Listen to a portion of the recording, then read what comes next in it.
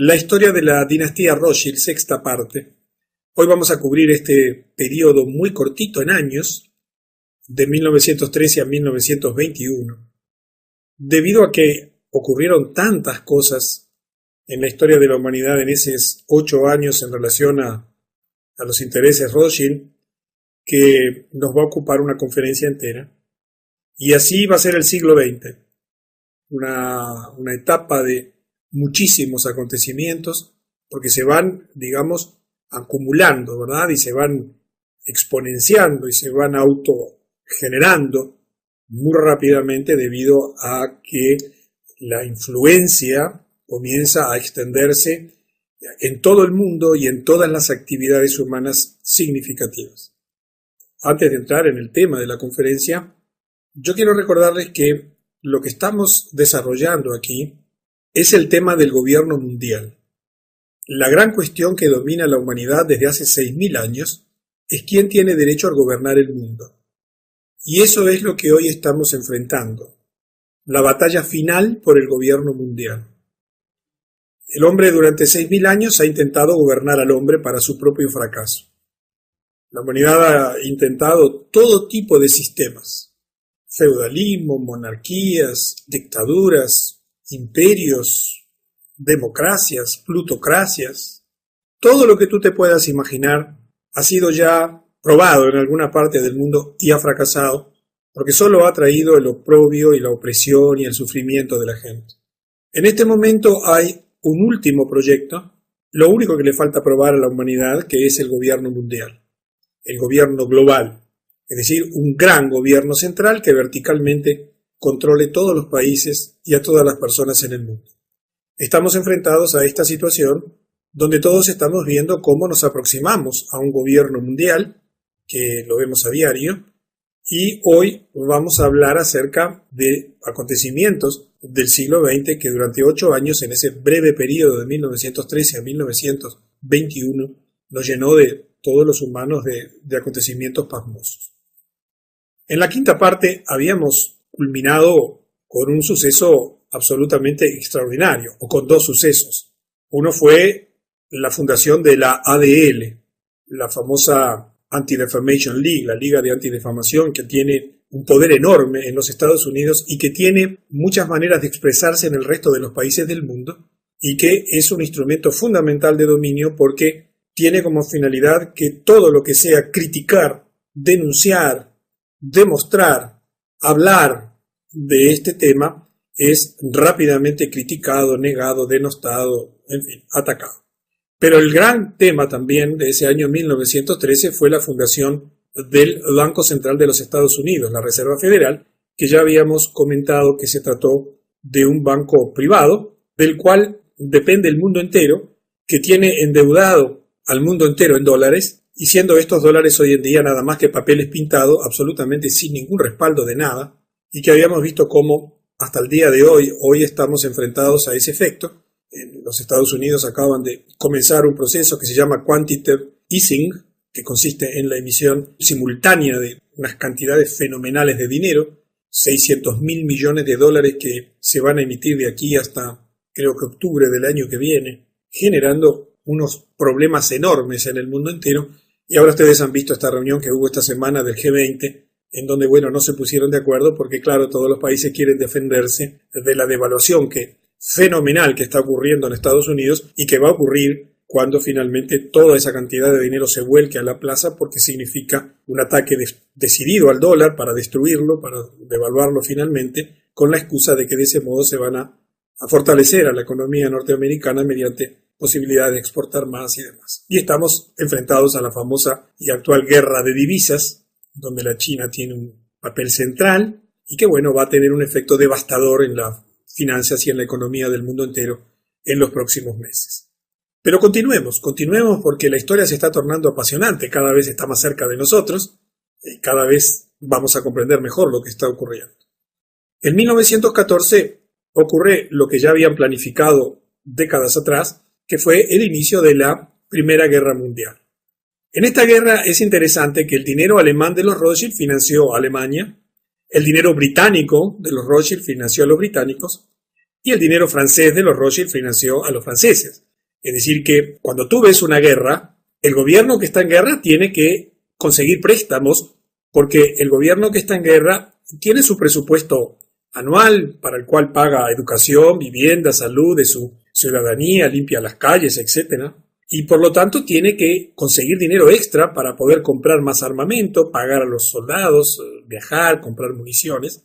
Por lo tanto, toda guerra implica un fuerte endeudamiento de los países en guerra, que normalmente después lo pagan los vencidos, ¿verdad? Es allí donde los ganadores se rehacen del dinero, pero hay alguien que financia, y obviamente que esta guerra fue financiada por aquellos que detentaban el poder financiero, que eran los bancos Rothschild en toda Europa. Por otra parte, ya los Rothschild tenían el control de 3 de las grandes noticias, de las agencias de noticias europeas. La Gulf, que había sido fundada en 1849, que era la agencia de noticias oficial alemana.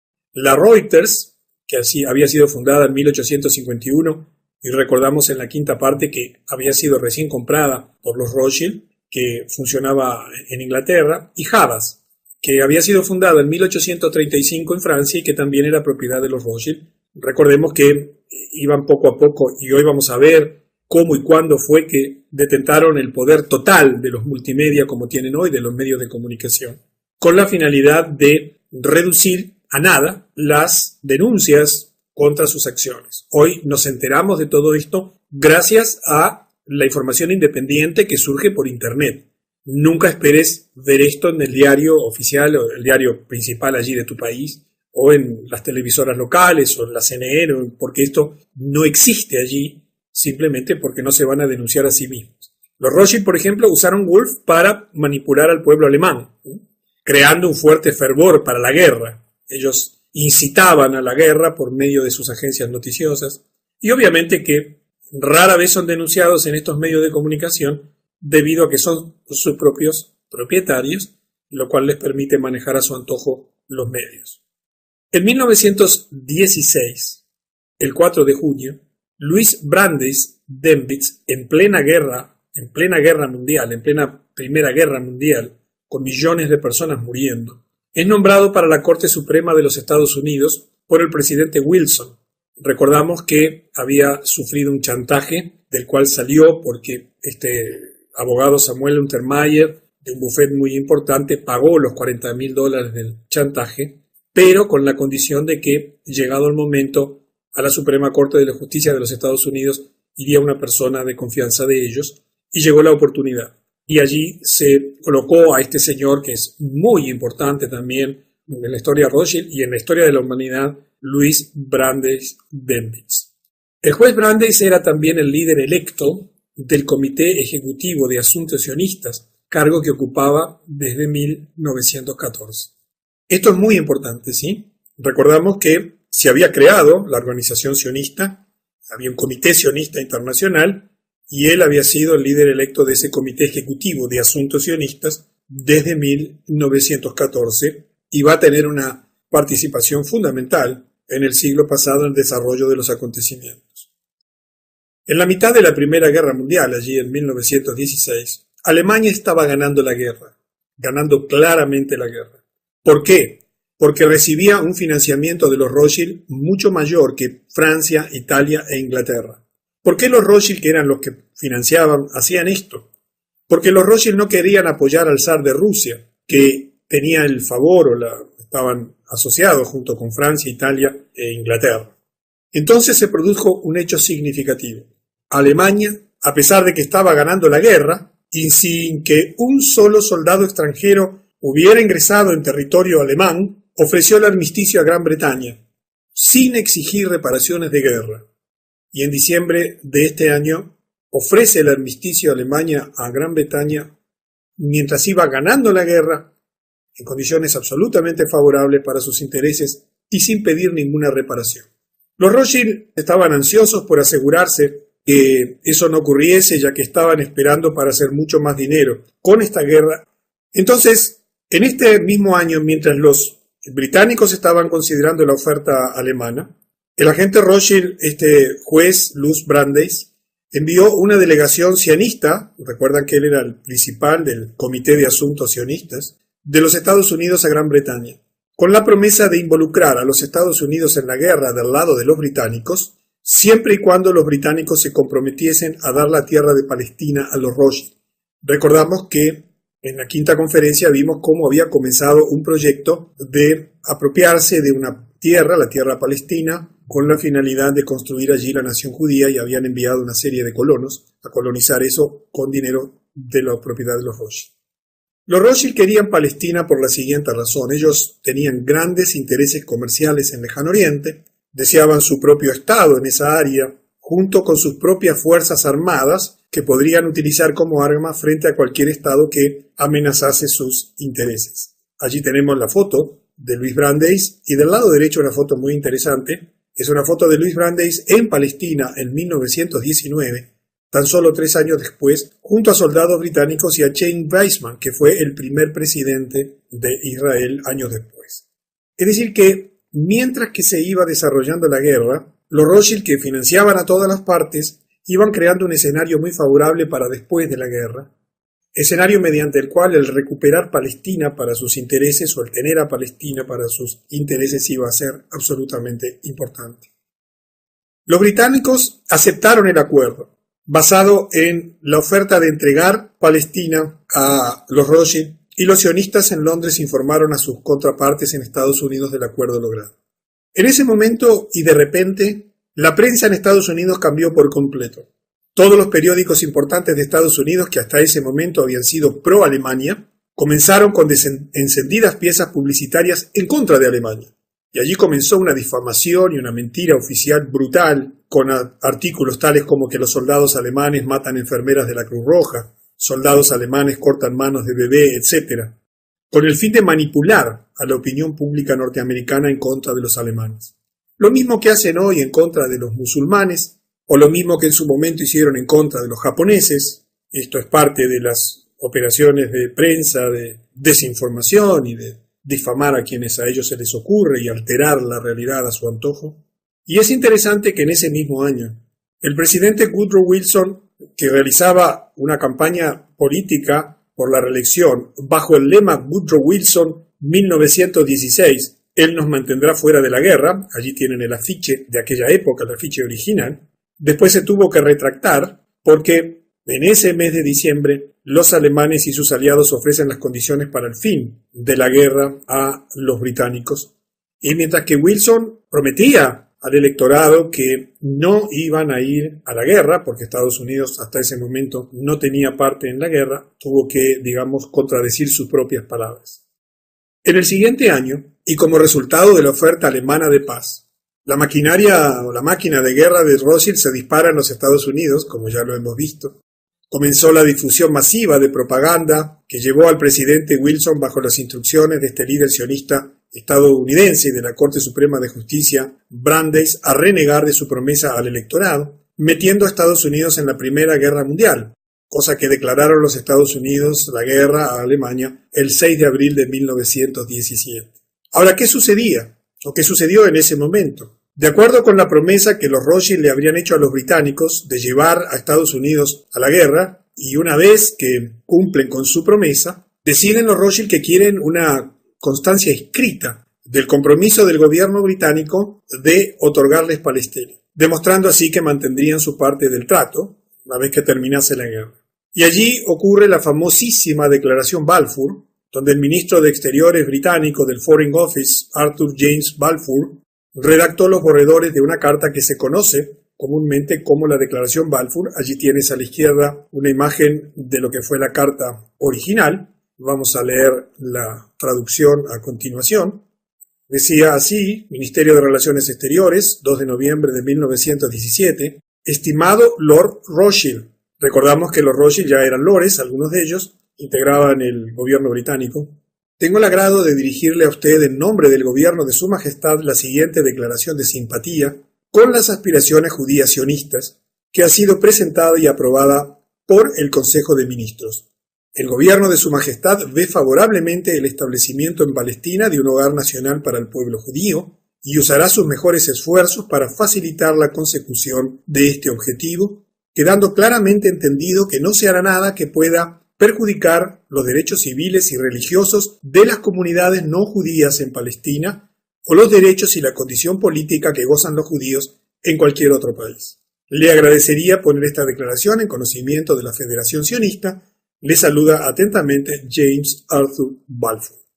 Quiero que prestes especial atención a el entendido bajo el cual el gobierno británico concedía Palestina a los Rothschild a través de las organizaciones judías sionistas. El entendido era que no se haría nada que pudiera perjudicar los derechos civiles y religiosos de las comunidades no judías en Palestina. Como vamos a ver, solo el 1% de los habitantes de Palestina eran judíos, los demás eran palestinos, eran árabes, tenían sus creencias y no deberían haber hecho nada en contra de ellos, a la vez que nada en contra de los derechos y la condición política que gozan los judíos en cualquier otro país. Y vamos a entender un poquito mejor estas frases, porque esto tiene relación directa con lo que está ocurriendo en nuestro tiempo.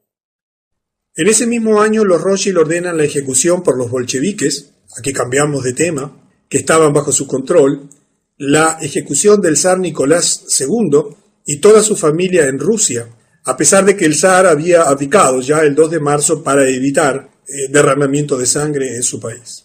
Esto se ordenó por parte de los Rothschild para, por un lado, obtener el control del país.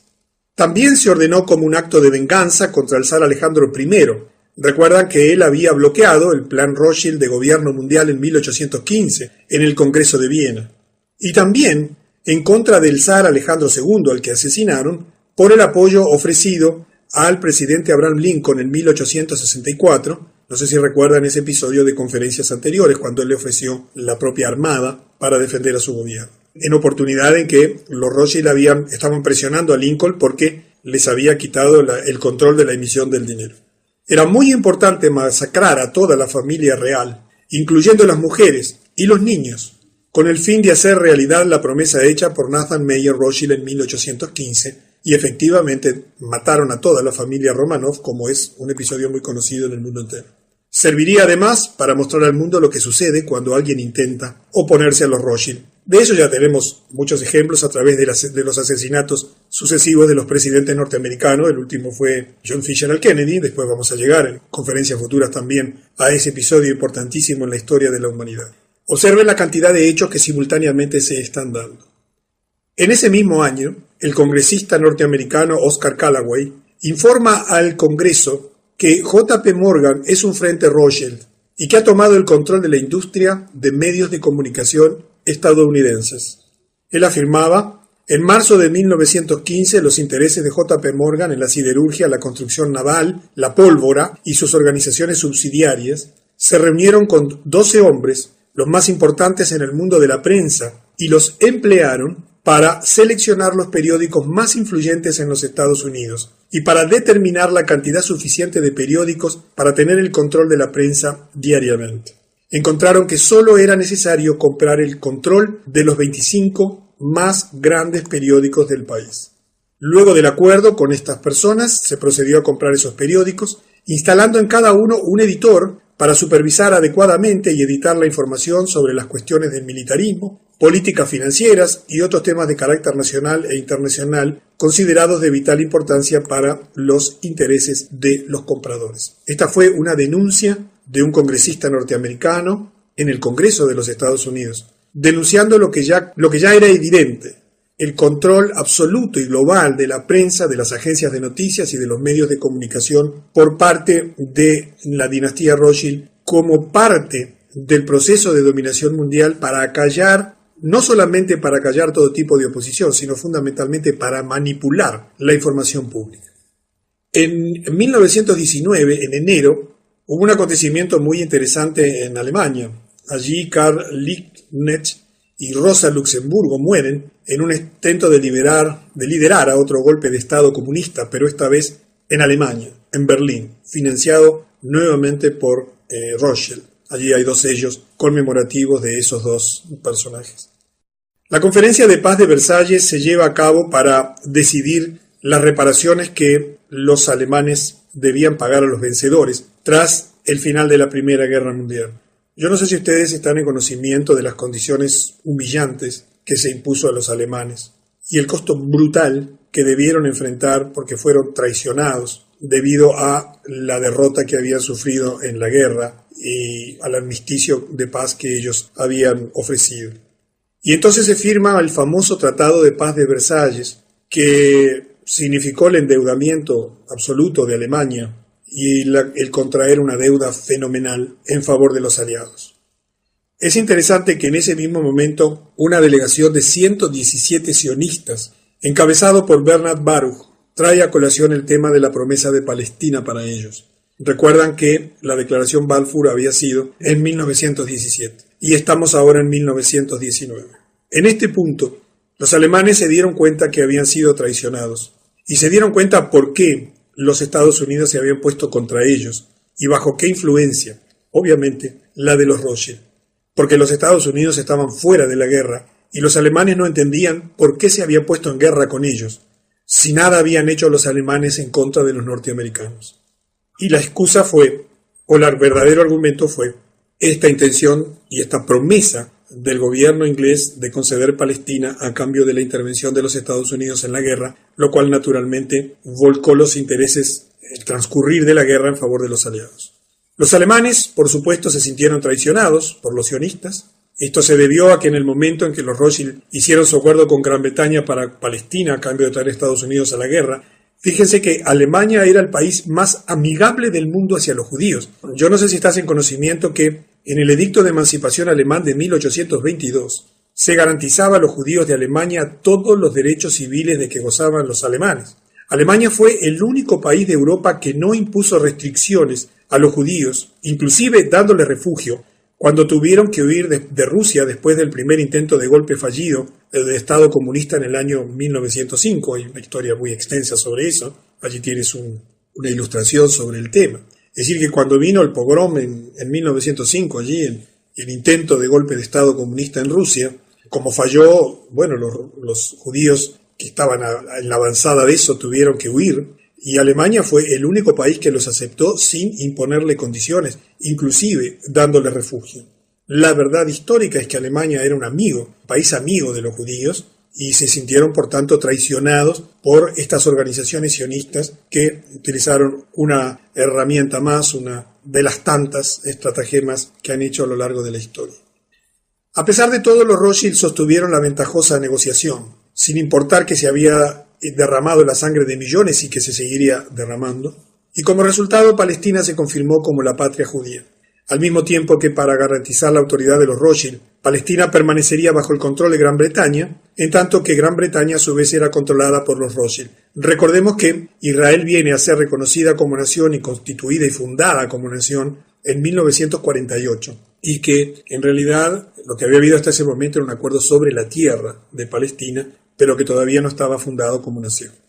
En ese momento, como te comentaba antes, menos del 1% de la población de Palestina era judía, y curiosamente, el anfitrión de la Conferencia de Paz de Versalles era su jefe, el barón Edmond de Rothschild. Yo no sé si esto te sorprende, si esto no te llama la atención, pero te vuelvo a repetir, el anfitrión de la Conferencia de Paz de Versalles era el jefe Rothschild, el barón Edmond de Rothschild. La Conferencia de Paz de Versalles incluyó un elemento fundamental también en la historia moderna. Se utilizó como un intento de los Rothschild para establecer un gobierno mundial, bajo el pretexto de poner fin a todas las guerras. Ese es el pretexto de la Liga de las Naciones, ahora lo veremos, y de las Naciones Unidas. Pero en realidad es un pretexto porque son guerras que ellos mismos están creando y financiando todo el tiempo como parte de su hegemonía mundial. Ese intento de los Rothschild se llamó la Liga de las Naciones Unidas. Y si bien afortunadamente esa liga no fue llegada a la práctica de una manera efectiva, porque no contó con el número suficiente de países para aceptarla, sirvió de base para la actual Naciones Unidas como instrumento principal de dominación mundial. No sé si sabes que las Naciones Unidas, que se crearon después de la Segunda Guerra Mundial, como veremos en próximas conferencias, es la continuadora, o la concreción, mejor dicho, de los intentos fallidos de los Rothschild durante el Congreso de Viena en 1815 y el Tratado de Paz de Versalles de 1919 para establecer la Liga de las Naciones. Porque lo que ellos necesitaban era un instrumento de dominación mundial que permitiese, a partir de esa institución, establecer las normas de funcionamiento para el mundo entero, como de hecho hacen las Naciones Unidas hoy, donde todo el Ministerio de Salud de tu país está absolutamente controlado por las Naciones Unidas, con acuerdos que ha firmado tu país, donde todos los sistemas de educación que hay en tu país vienen con directivas de la UNESCO, donde todos los sistemas de alimentación que hay en tu país, y lo vas a ver en los próximos años durísimos, vienen desde la FAO a través del Códex Alimentario, donde todo el sistema militar del mundo está gobernado por las Naciones Unidas a través de los distintos instrumentos que hay en cada uno de las áreas significativas del mundo. Debemos comprender de que se va apretando el circuito, se va perfeccionando el sistema que va a terminar en lo que hoy estamos viendo, un sistema de control mundial que está a punto de abatirse sobre todas las naciones del mundo. En 1919, el 29 de marzo, The Times de Londres informa sobre los bolcheviques en Rusia, y yo quiero que prestes atención a este informe, escrito como un informe central de la publicación del Times del 29 de marzo. Una de las características curiosas del movimiento bolchevique es que es altísimo el porcentaje de elementos no rusos entre sus líderes. De los 20 o 30 comisarios o líderes que constituyen el mecanismo central del movimiento bolchevique, no menos del 75% fueron judíos, y allí tienes a continuación, que después cuando recibas el video lo puedes mirar más en detalle, una estructura que se estima era el sistema de financiación de la revolución bolchevique. Esto es una constante en todos los organismos del mundo que tienen que ver con el control de los asuntos políticos, económicos y financieros de las naciones. A estos espías judíos se le dieron nombres rusos, de acuerdo a la tradición askenazi judía, para generar confusión, era parte de su estrategia de infiltrarse. Por ejemplo, Trotsky fue miembro del primer grupo, siendo su nombre original Bronstein. Allí tienes un dibujo de Trotsky, cuyo nombre verdadero es Lev Davidovich Bronstein, nacido en Ucrania de padres rusos judíos y que fue un teórico y líder de las revoluciones de 1905 y de 1911. Estos grupos fueron enviados a todas las zonas de Rusia para incitar disturbios y rebeliones. A estos espías judíos, como dice allí, se le dio de forma oculta el nombre rusos, pero en realidad estaban ocultando nombres judíos. En 1919, a N.M. Rothschild & Sons se le adjudicó un papel permanente para fijar el precio mundial del oro cada día. Recordamos que este era el Banco Rothschild en Inglaterra. Y se llevó a cabo eso en sus oficinas de la ciudad de Londres todos los días a las 11 horas, en la misma habitación hasta hace muy poquito, el año 2004, donde todos los días el precio del oro era fijado, allí existiendo actualmente otros mecanismos, pero por supuesto también dependientes de la banca Rothschild. En 1920 hay una declaración escrita de Winston Churchill muy interesante. Él escribía en un artículo en el Sunday Herald el 8 de febrero, desde los días del líder Illuminati, decía Churchill, del líder Illuminati Weishaupt, ¿recuerdan? Aquel que había sido el que escribió todos los documentos que fundaron y que explicaron el proyecto y el desenvolvimiento Illuminati, a los de Karl Marx, a los de Trotsky.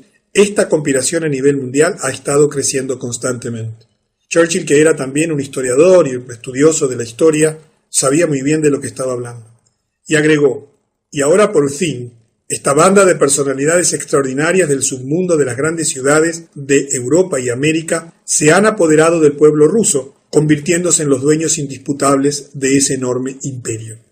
Para 1920, Churchill tenía la convicción, por conocimiento y convicción moral, que los Illuminati, por medio de la banca Rothschild, se habían transformado en los dueños indisputables de ese enorme imperio, lo cual, y esto lo agregamos aquí en la charla, les iba asegurando el control de toda la tierra, de todo el mundo, de todos los gobiernos. En 1921, el año siguiente de esta declaración de Churchill, y bajo las órdenes de Jacob Schiff, y acá vamos a llevar a otro episodio absolutamente central en la historia de la humanidad, se funda el Council. ¿Recuerdan? Jacob Schiff, ¿verdad? Había sido el gran brazo operador de los Rothschild en Estados Unidos, el que influenció a Woodrow Wilson, el que logró infiltrarse en el Senado y en el Parlamento de los Estados Unidos para conseguir una maniobra fraudulenta para obtener la Reserva Federal. Un hombre fundamental, recordamos en la historia, Jacob Schiff. Se funda bajo las órdenes de Jacob Schiff el Council on Foreign Relations, CFR, Esto veremos con el transcurrir de las décadas hasta el día de hoy. Es uno de los 3 instrumentos fundamentales de control mundial que tienen los Illuminati. El acta fundacional fue elaborada por Bernard Baruch y el coronel Edward Mandelhaus. Eso lo ordenó Schiff antes de su muerte en 1920, el año anterior, con el objetivo de crear una organización en Estados Unidos. Y el objetivo del CFR era seleccionar políticos encargados de llevar a cabo la conspiración Rothschild. El acuerdo para la fundación se realizó entonces en una reunión celebrada el 30 de mayo de 1919 en el Hotel Majestic en París, en Francia, y en 1921 finalmente se hace la fundación definitiva. Fíjense qué interesante lo que se destaca en el acta fundacional. El número de miembros del CFR en el inicio fue aproximadamente de unas 1.000 personas en los Estados Unidos. La membresía incluía a los jefes de las principales corporaciones comerciales e industriales en los Estados Unidos, a todos los banqueros internacionales con sede en Norteamérica y a todos los jefes de todas las fundaciones libres de impuestos, porque tú sabes que todas las fundaciones que ellos han creado a su vez están libres de impuestos porque se han encargado de en cada uno de los países exonerar de impuestos a sus propias fundaciones. Es increíble esto, pero todo el tema de las grandes fundaciones tipo Rockefeller y todas las demás no pagan impuestos. Yo que he estudiado un poco ese tema, es increíble cómo maniobraron para en todos los países tener grandes fundaciones libres de impuestos. Es fantástico. Bueno, pero sigamos. En esencia, todas las personas que proporcionarían el capital necesario a cualquier persona que desease postularse para el Congreso, el Senado o en la presidencia. En los Estados Unidos, cuando alguien llega al Congreso, cuando alguien es senador, diputado, cuando llega a la presidencia, ha sido financiado justamente por toda esta gente que integra un organismo de influencia en Rothschild, como es el Council on Foreign Relations. Allí tienes el logo, que lo puedes encontrar en la página web oficial. Y esta institución es fundamental, y vamos a terminar esta sexta parte, con un hecho central que permite a los Rothschild llegar a donde han llegado hoy, entre las muchas herramientas de dominación que tienen, y es el control absoluto de los medios de comunicación. El primer trabajo de esta comisión era ganar el control total de la prensa. La tarea se le dio a John D. Rockefeller, quien estableció una serie de revistas de noticias nacionales, como Life y Time. Financió a Samuel Newhouse para comprar y establecer una cadena de periódicos en todo el país, y a Eugene Meyer, que pasaría a comprar muchas publicaciones tales como el Washington Post, Newsweek y la revista The Weekly. Quiero que entiendas que cuando aparecen estos grandes millonarios, han sido todos financiados por ellos. Nadie podía comprar estas cosas masivamente o generar esas fenomenales cadenas de información por su propia voluntad, porque obviamente eso no lo permitirían, porque en definitiva ellos eran los verdaderos dueños.